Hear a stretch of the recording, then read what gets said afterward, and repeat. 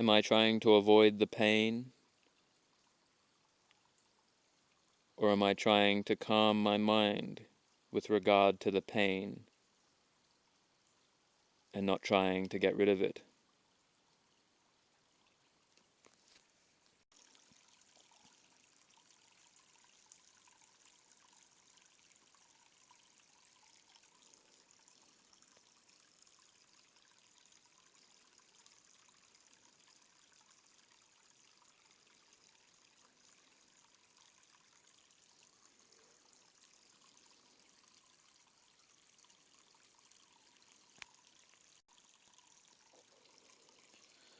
Once you have sufficiently, wholesomely controlled your mind by unwavering sense restraint, seclusion, and the guarding of the sense doors, you now learn to bring calm to the experience,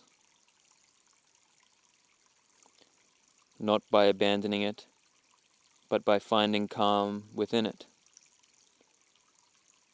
stilling the agitation aspect of it, so that you can carry on in the same direction of practice, because you realize that that's the only way out. There is no specific instruction that can be given on how to do this,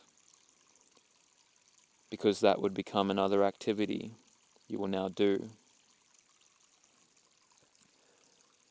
The only way to do it is to endure it with patience, and through that endurance, when you have no room to move left, right, forward or backward, you will find the way to calm yourself by not moving left, right, forward or backward.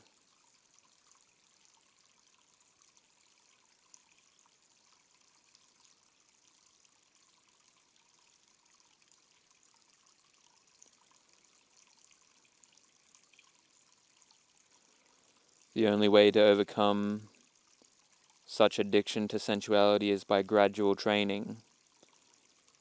Gradual training means developing a wide base of virtue, a wide base of sense restraint, eating for the right reasons, and watchfulness.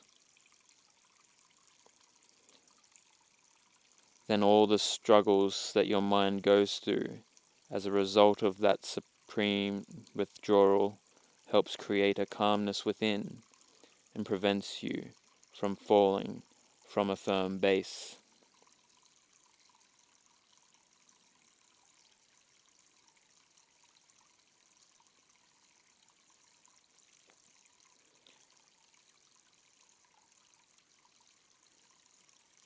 From the point of view of developing your mind, it is actually better to start by keeping the 5 precepts, but taking them for the rest of your life, than to take the 8 precepts,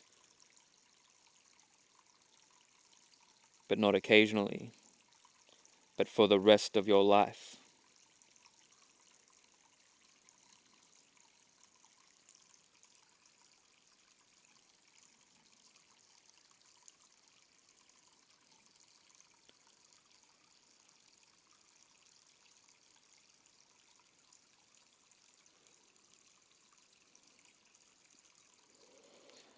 Having abandoned sensual desire for past sensual pleasures, having done away with sensual desire for future sensual pleasures, and having thoroughly subdued perceptions of aversion and resistance with regard to internal and external things, recollected, he breathes in, and recollected, he breathes out.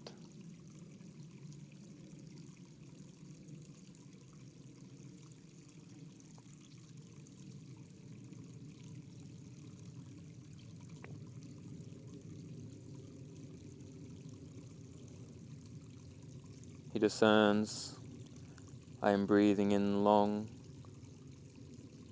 or I am breathing out long, or breathing in short, or breathing out short.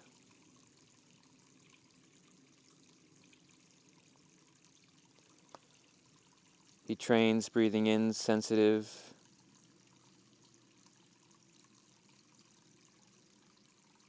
to the entire body. He trains himself breathing out, sensitive to the entire body.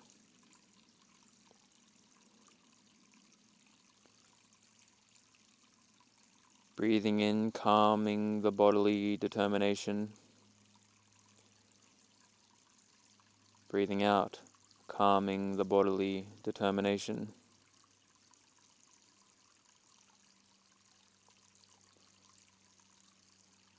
Breathing in, sensitive to joy.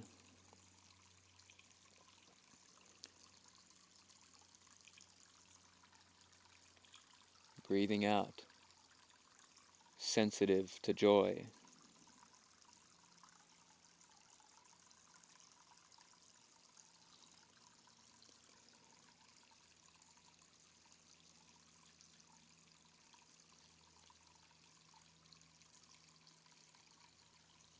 Breathing in, sensitive to pleasure. Breathing out, sensitive to pleasure.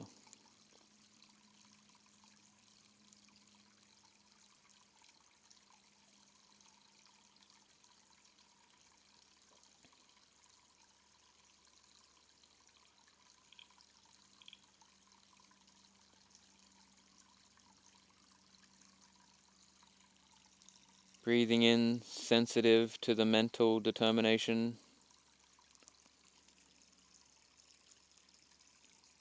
Breathing out, sensitive to the mental determination.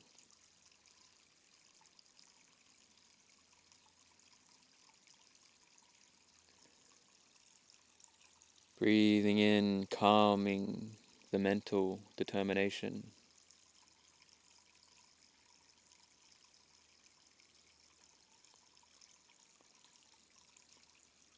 Breathing out, calming the mental determination.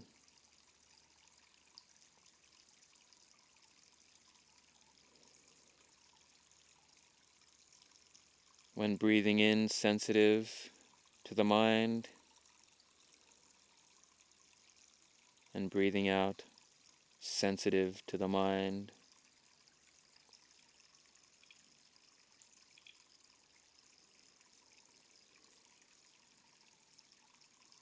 Breathing in, satisfying the mind.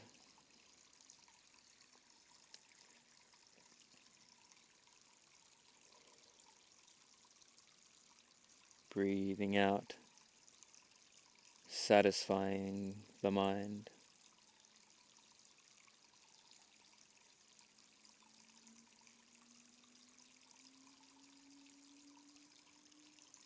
Breathing in, steadying the mind.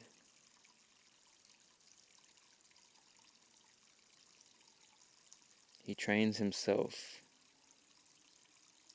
Breathing out, steadying the mind.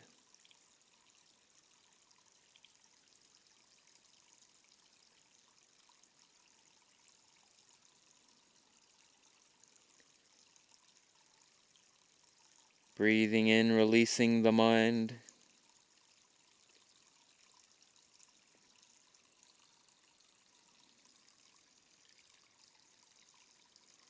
Breathing out, releasing the mind.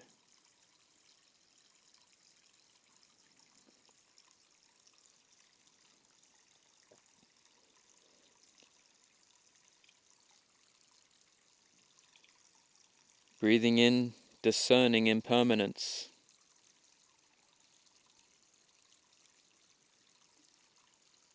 Breathing out, discerning impermanence.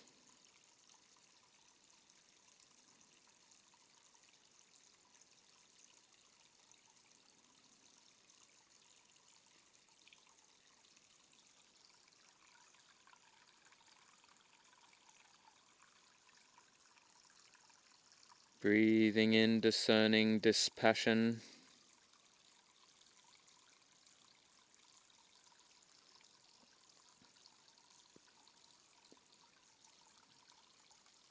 Breathing out, discerning dispassion.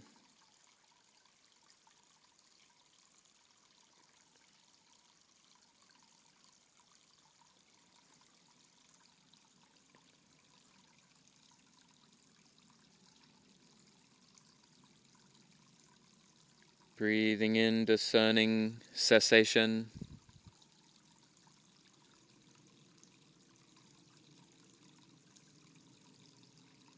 Breathing out, discerning cessation.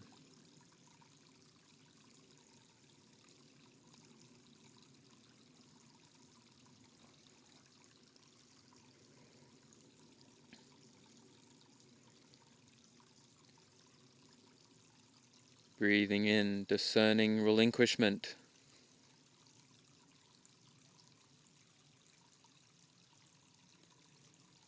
Breathing out, discerning relinquishment.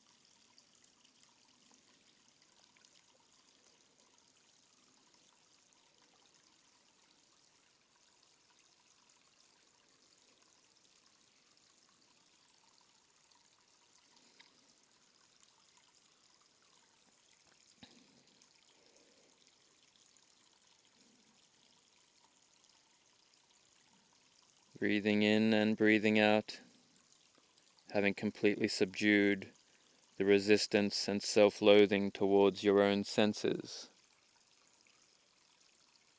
which is enough to destroy the 5 lower fetters.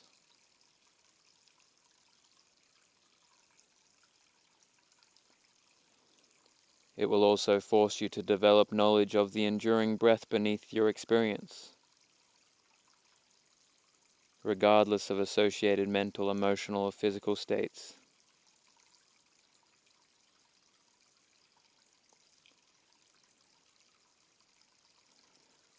That's also how Anapanasati brings Satipatthana to fulfillment.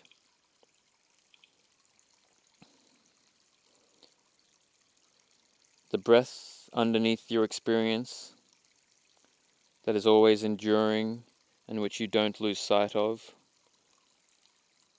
the knowledge of the breath being there, is an anchor for mindfulness or present memory.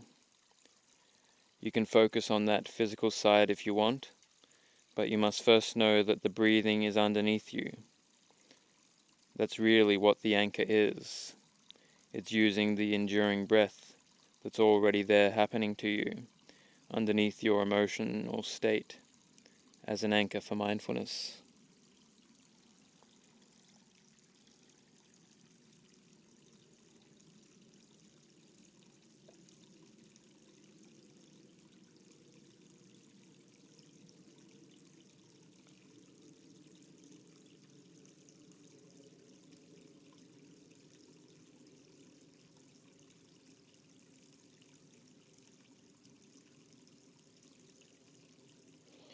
You have to abandon that resistance, that aversion towards your own senses, which are no longer engaging with sensual distractions.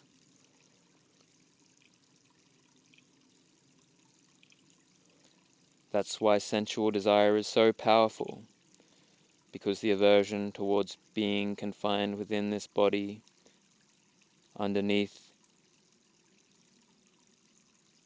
within the body underneath, it is even more so.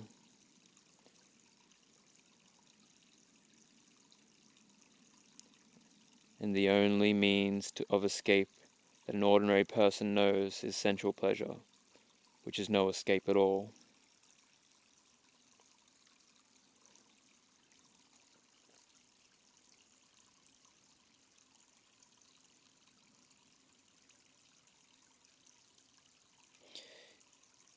If you were to see the eye truly for what it is, as a sense base because of which there are sights, you would realize that it's inaccessible to you. Any sense of control you had, preferences for pleasing sights, avoidance of displeasing sights, all that was completely circumstantial, on the basis of being fully trapped within it. There is no outside of it. What you see is the result of your eyes seeing, and you only have thoughts in regard to it.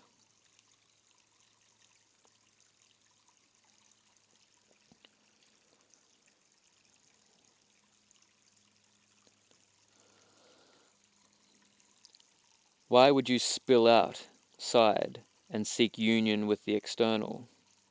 It's because of a view, because of the assumption of where the pleasure of essential kind is, that the pleasure is in the external sense objects, not on the level of your body.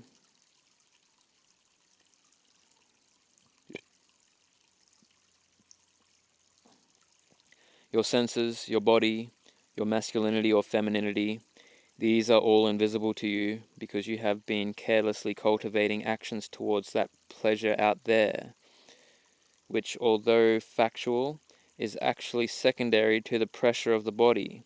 Sense objects are secondary to the existence of the resistance, pressure of your senses. You keep holding the view that out there is first and that this body here is second.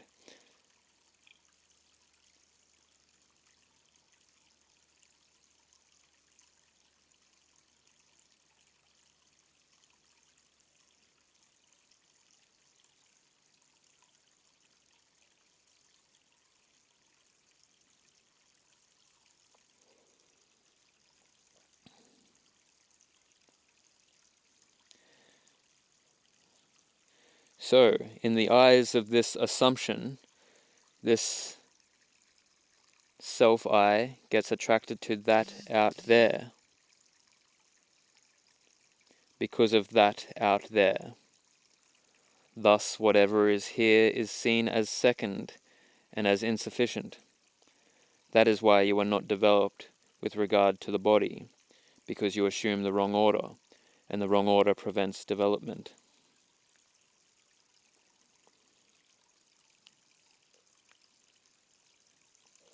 So what is first? What is first is the framework of your senses. There is no outside of it. You are fully enclosed within it. You start recognizing that, and you will start experiencing deep anxiety because you realize you are utterly enclosed, trapped within yourself. And any notion of the external world or external pleasure, it is not that it is not real. It's real, but it's also enclosed within. It's almost like a sense of being buried alive, as we discussed many times in our talks. That's why underlying tendencies just push you in the direction of sensuality, because if you resist them, you are left with deep fear, pain, and terror. Your assumption is of the external world, and suddenly you see that it doesn't matter to what extent of the universe you travel. It's within this body, as the Buddha says.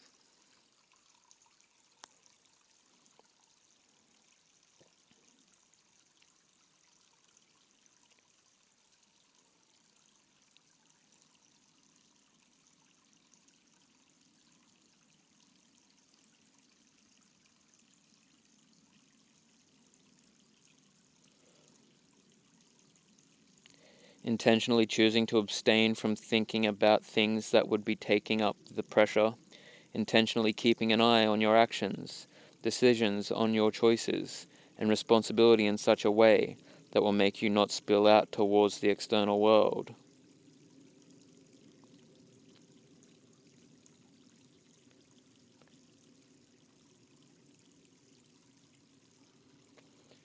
By sustaining this effort sufficiently, you become aware of what it is that you've been doing, what you've been perpetuating your dependence on, the pressure and the pleasure of the external world, which is taking the pressure for granted as yours. So you start allowing it to be, not trying to get rid of it, so that you can endure it correctly, not acting out of it correctly, and guard your sense doors with it, with regard to it correctly. This means that you are taking up responsibility for it, so you are not taking it for granted anymore. Eventually then you will be able to see it is not yours. It's not that right from the beginning you need to just suddenly see it as not mine. It is by not acting out of it, guarding your sense doors, taking responsibility for it, allowing it to endure, and not trying to get rid of it. All of these are ways of practicing towards not mine.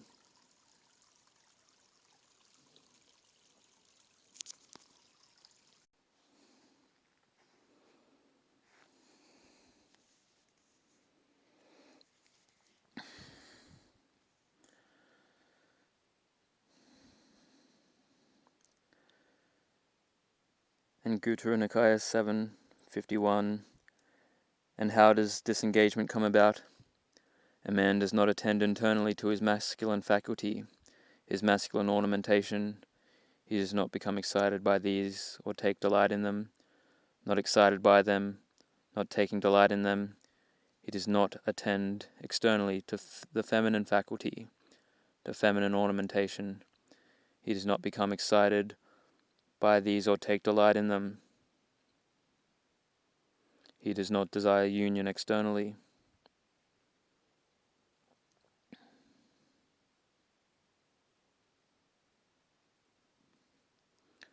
Not delighting is about not taking it for granted. The pressure, the possibilities of pleasure that your masculine form offers you, you need to practice non-interest, non-zeal towards those. Do not take them for granted, but actually start contemplating and regarding them as a perilous. That's basically not using your body for the sake of gaining external pleasures.